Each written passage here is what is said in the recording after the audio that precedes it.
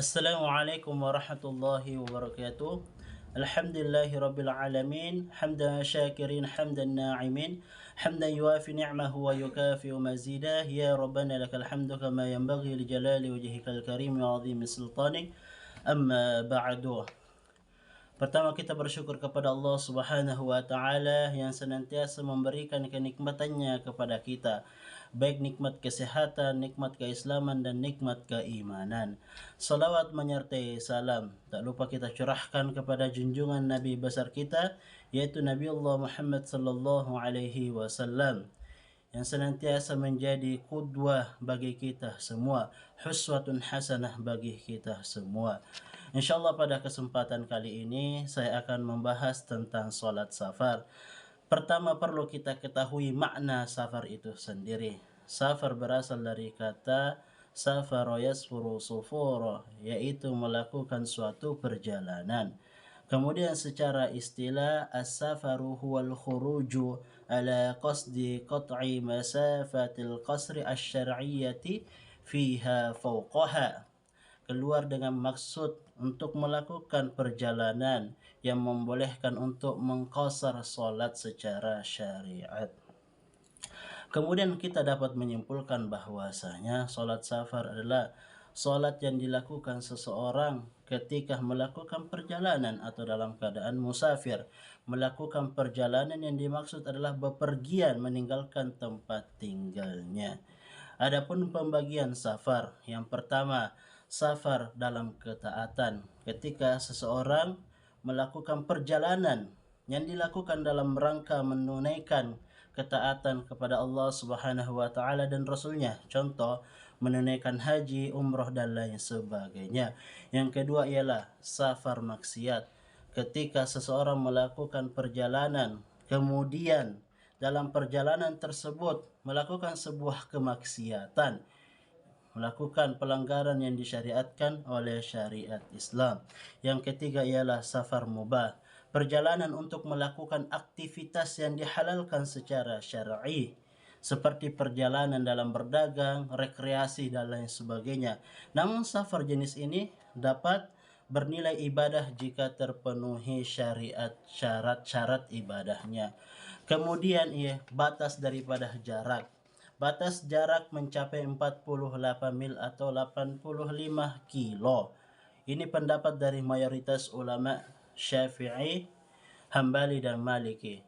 Rasulullah sallallahu alaihi wasallam bersabda, "Wa kana Ibnu Umar wa Ibnu Abbas radhiyallahu anhum yaqsurani wa yuftirani fi arba'ati burda wa hiya sittata asyara farsakha." Yang artinya dahulu Ibnu Umar dan Ibnu Abbas radhiyallahu anhum mengqasar salat dan tidak berpuasa ketika safar menempuh jarak 4 burud, yaitu 16 farsah. Hadis riwayat Bukhari. Kemudian pengertian jama' dan qasar. Jama' artinya mengumpulkan, yaitu mengumpulkan dua salat wajib yang dikerjakan dalam satu waktu yang sama. Salat yang dapat dijama' adalah salat zuhur, asar, maghrib dan isya.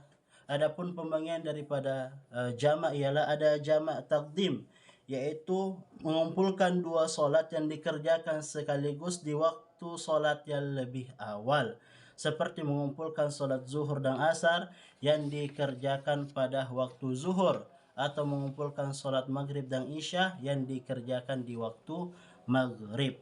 Yang kedua ialah jamak takhir, yaitu menjamak solat zuhur dan asar pada saat asar, atau menjamak maghrib isya pada saat isya.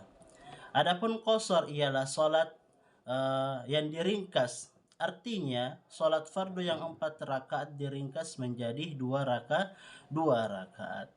Kemudian adapun tata cara daripada salat tersebut tidak keluar daripada rukun-rukun salat.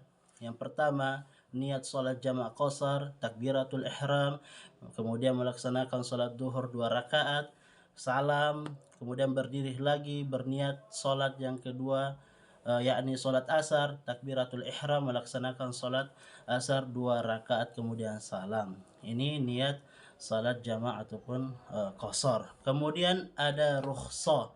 Rukhsah yang pertama mengkasar salat, yang salat 4 rakaat menjadi 2 rakaat, kemudian menjamak, yaitu menggabungkan 2 salat wajib yang dikerjakan di salah satu waktu. Kemudian yang ketiga, tidak berpuasa pada siang hari di bulan Ramadan jika memang safarnya penuh kesulitan. Namun jika safarnya tidak ada kesulitan, bisa dilanjutkan puasanya. Yang keempat, bertayamum karena ketika safar lebih dibutuhkan dibandingkan saat mukim, saat tidak ditemukan air atau sulit menggunakan air. Yang keempat, mengusap sepatu. Sebagaimana Ali bin Abi Thalib, Rasulullah Shallallahu Alaihi Wasallam bersabda, ya, menjadikan 3 hari 3 malam sebagai jangka waktu untuk mengusap khuf bagi musafir, sedangkan sehari semalam untuk mukim. Hadis riwayat Bukhari. Kemudian yang keenam, berakhirnya safar. Yang pertama, pulang dan sampai di rumah. Yang kedua, punya rumah keluarga kedua di tempat tujuan.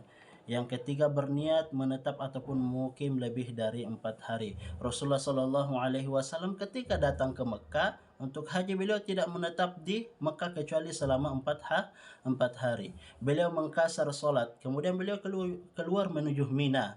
Selain itu, Rasulullah Shallallahu Alaihi Wasallam melarang kaum muhajirin menetap di Mekah lebih dari 3 hari agar hijrah mereka tidak batal. Ini menunjukkan bahwa menetap lebih dari 4 hari mengeluarkan seorang muslim dari batasan safar menjadi iqamah ataupun menetap. Kemudian yang terakhir ialah adab-adab safar. Yang pertama, kita dianjurkan bersafar di hari Kamis.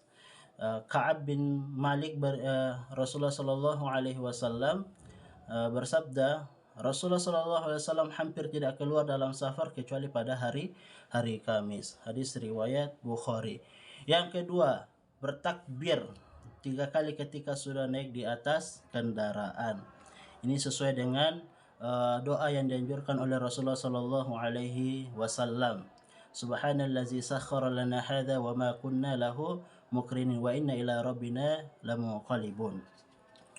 Hadis riwayat Muslim. Kemudian yang ketiga, berdoa ketika singgah. Hal ini berdasarkan hadis Khuwala bintu Hakim radhiyallahu anha.